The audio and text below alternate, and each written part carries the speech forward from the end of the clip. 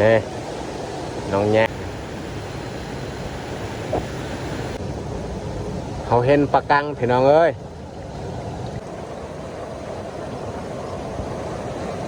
ใช่ครับเปล่าใช่ก่อนมีแต่โตอ้วนๆเลยพี่น้องเอ้ยตอนนี้มาจับตัวใหญ่เลยพี่น้องเอ้ยยังน้อยตัวนี้ตัวใหญ่ปันได้กราบสบายดีเบิร์ดสุขูสุคนยินดีต้อนรับเข้าสู่ซองเบายูบสำหรับตอนแรกวันนี้คอยกาพาน้องแยกไปไต่เครียดเนาะหรือว่าไปเยืองเครียดเพราะว่าเกี่ยวเขาแล้วนี่เฮากะจำเป็นต้องได้ออกหากินเฮาสิจัดบุญงะในวันที่20ป้ายเนาะก็เลยต้องได้ออกหากินบอกว่าจะเป็นเยืองเครียดหรือว่าขึ้นผู้โอเคไม่แต่ทุกคนสามารถติดตามการออกหากินของเฮาในคืนนี้น้องแยกนี่ย่างไปก่อนตอนนี้ก็เวลา5 โมงปลายแล้วพอดีค่ำเลยจักหน่อยฮอดห้วยช่วงนี้ก็บ่ค่อยได้ขึ้นภูเพราะว่าฝนตกตลอดมีแต่เฮาขึ้น 2-3 เทื่อแต่ว่าก็ฝนตกคือกันก็ได้สัตว์อยู่แต่ว่าได้บ่หลายเพราะว่าฝนนี่ตกตลอดเฮาออกหากินก็ค่อนข้างยากพี่ๆบางคนก็อาจสิเบื่อมีแต่คลิปออกหากินแถวใกล้ๆนี่ได้แต่กบเขียดสัตว์น้อยนี่แหละตอนนี้ก็มืดแล้วเนาะเอาย่างไปมีแต่เขาสิไปท่าอยู่แคมป์ห้วยเลยน้องแยกนี่นั่งท่าอยู่นี่เลย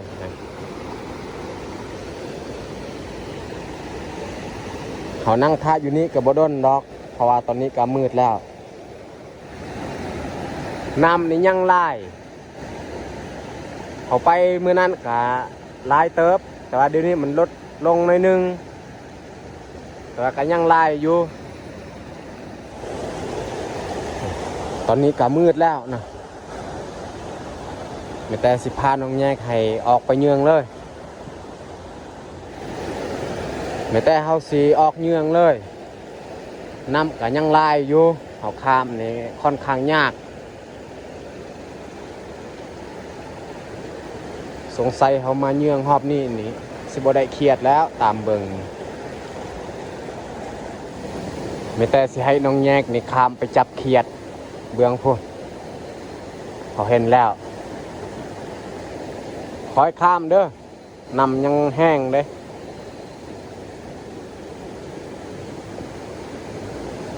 หันตัวหนึ่งอยู่เทิงอีก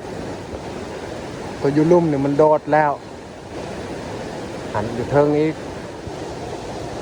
นี่น้องแยกนี่มาแล้วได้เครียดบางอย่างนี่เขาเห็น2 โตแต่ว่าตัวหนึ่งนี่มันโดดน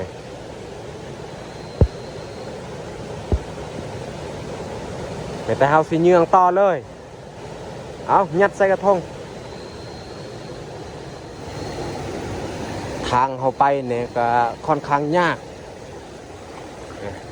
เพราะว่าน้ำยังลาย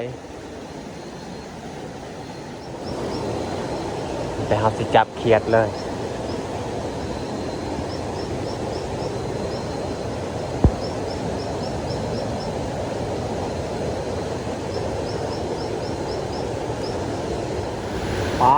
พี่น้องเอ้ยตอนนี้ก็ฝนตกแล้วเขาเห็นงูอีกนอนเห็นบ่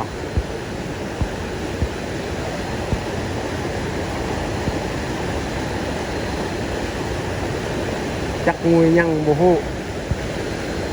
นอนแห้งฝนตกนี่มันแต่เฮาสิเยืองเลยเขาเยืองเบิ่งกระทางนี่เขาเห็นงูน้องเอ้ยนะจักงูสินดียังก็บ่ฮู้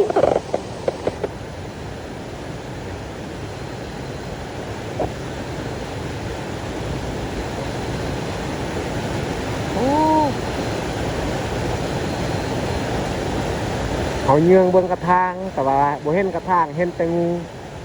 เครียดกะบ่ได้น้องเอ้ยแต่เฮาสิไปต่ออีกเขาเห็นเครียดกะเห็นแต่เครียดน้อยๆเครียดใหญ่นี่บ่เห็นสงสัยเขาบ่ได้แล้วนี่เครียดชนิดเดียวเลย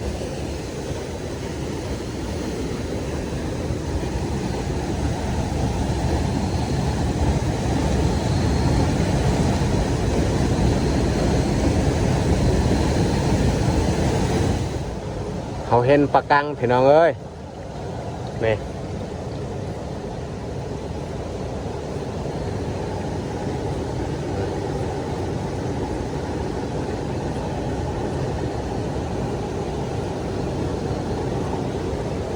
เขาสิจับเอาเลยเอาจับเนี่ย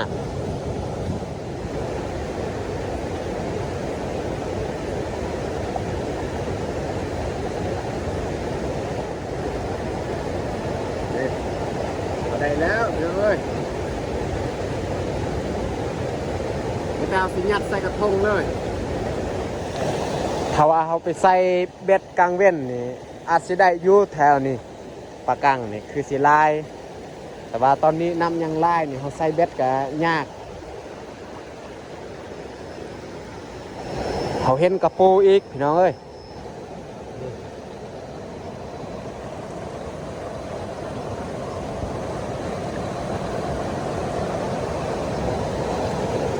ไม่แต่เขาสิจับเลย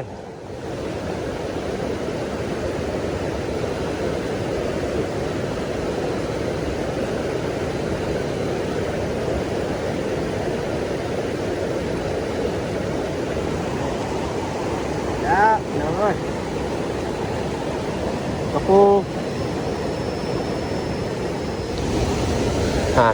น้องแยกนี่ย่างไปเบื้องหันแล้วเขาเห็นเครียดเบื้องน้องแยกไปเยื่องแล้วก็เขาเห็นเครียดตัวใหญ่อีกตัวแม่ไม่ได้สิให้เราไปจับเลยน้องแยกนี่จับกระปูอีกเราได้ตัวหนึ่งได้ตัวหนึ่งแล้วไม่แต่เขาสิไปตัดนอตัวยุทธเทิงแมงดวงมันเจาะกินว่าเขาเห็นแถวนี้ก็มีไม้ไผ่นะเขาสิขึ้นไปตัดเลยนี่แหละแมงดวงที่เขาขึ้นไปตัดแล้วเขายัดใส่บอลเดียวเลยเขาตัดนี่3 ต้นหรือว่า3 นอเขาตัดอยู่นี่แหละเขารวมไว้แต่เขาสิไปจับเขียดก่อนเขียดน้อย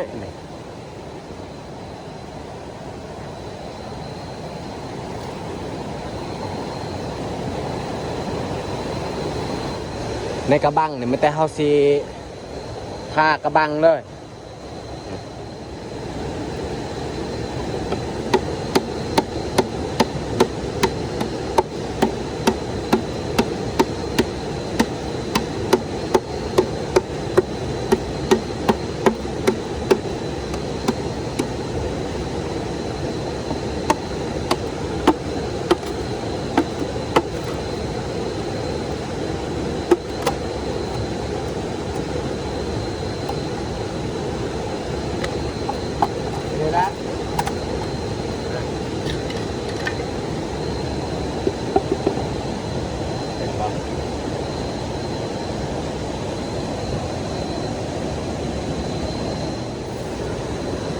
เขายัดใส่ถุงยางเรียบร้อย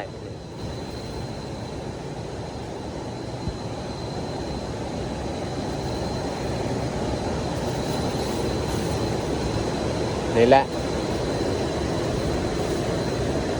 ไม่แต่เขาสิเยืองต่อเลย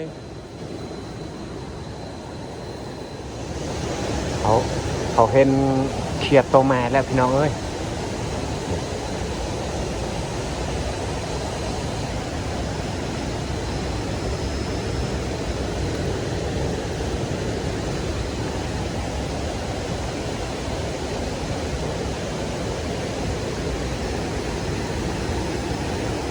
เขาสิข้ามไปเบื้องหัน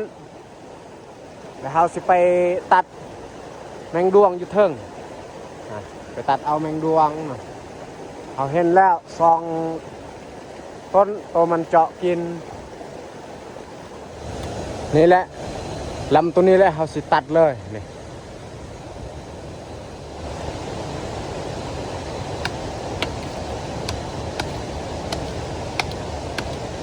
โอ้กันน้ำ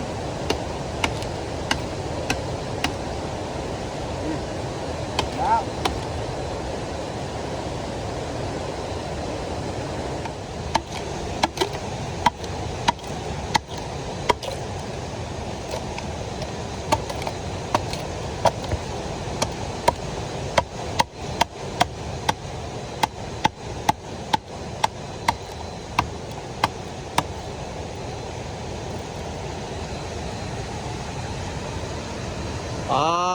มีแต่โตอ้วนๆเลยพี่น้องเอ้ย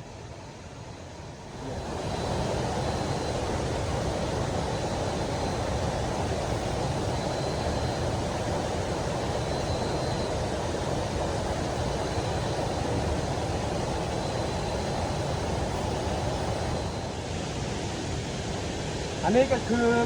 ต้นที่ซองเราจะตัดเบิ้งเลย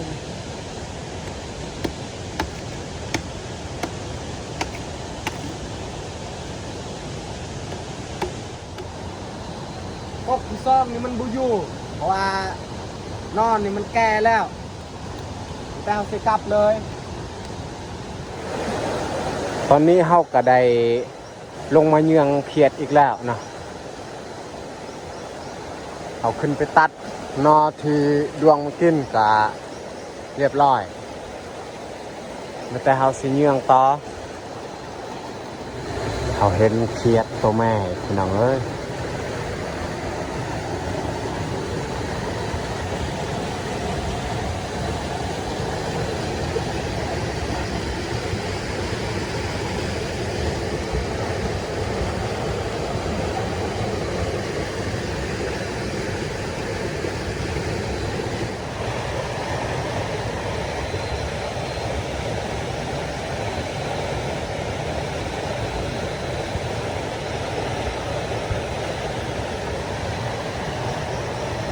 มันอยู่ตามกกไม้เลยเขียดตัวนี้จับซองโตเลยกับตัวแม่บางที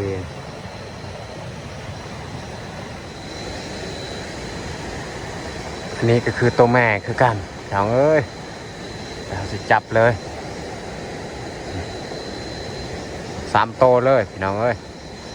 ตัวแม่ใน2 โตเป็นเขียด2 โตเลยพี่น้องเอ้ยนี่อยู่นี่ก็มีอีกหัดเขาจะไปจับตัวนี้ก่อน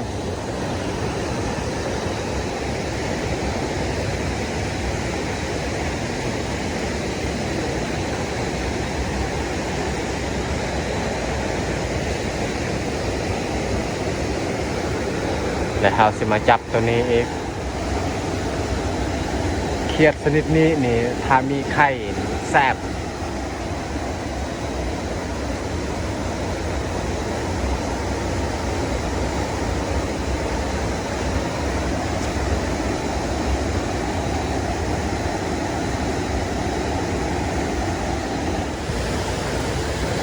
เขามาเยื่องฮอบนี้นี่คือว่าเขียดกับพอมีอยู่เห็นอีก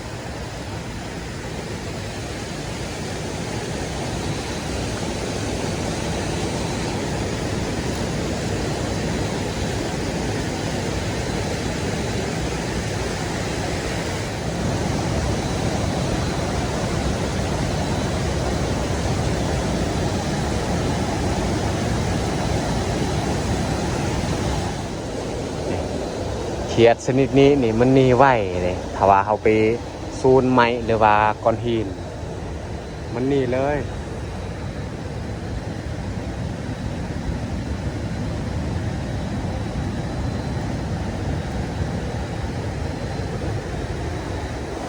เขาเห็นเขียดตัวใหญ่อีกแล้วพี่น้องเอ้ยตัวแม่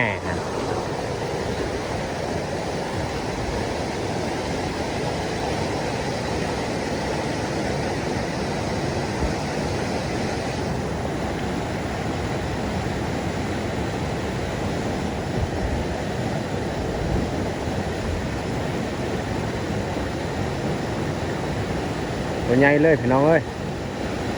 แต่เขาสิจับยัดใส่เลย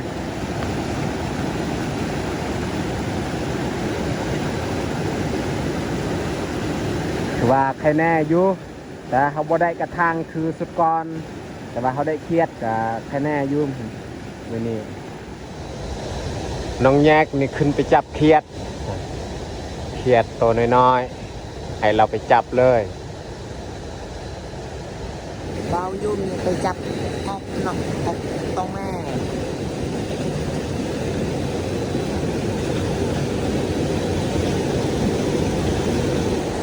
ตอนนี้เขาเยื่องกะใกล้สุดแล้วเนาะแต่เขาเยื่องให้มันสุดก่อนแล้วจึงค่อยมาเบิ่งผลงาน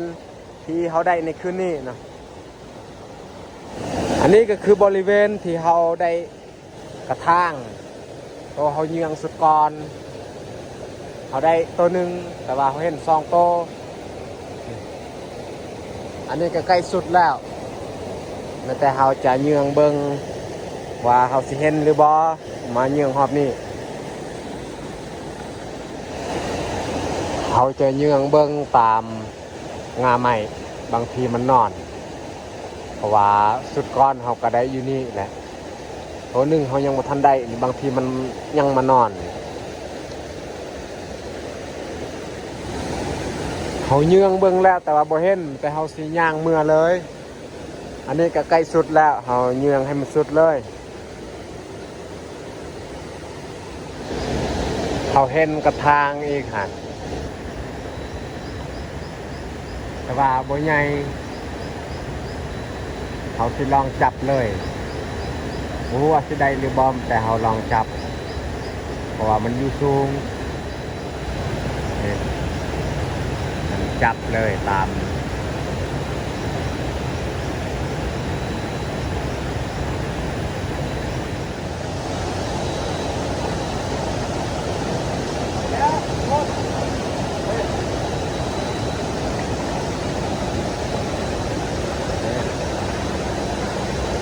ยังน้อย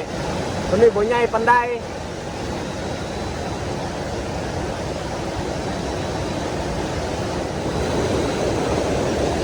นี่แหละ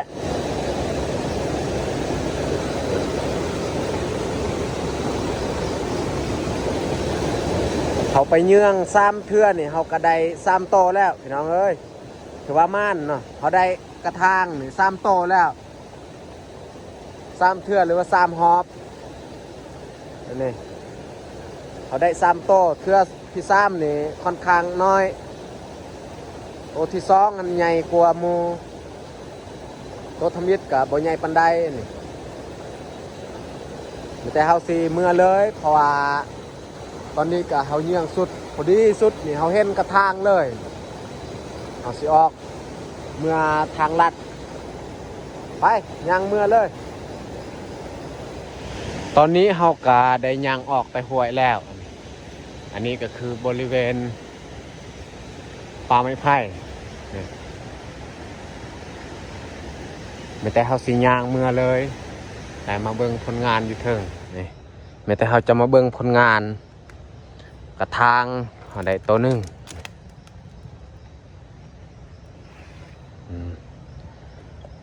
เขียดได้ประมาณโลปลาย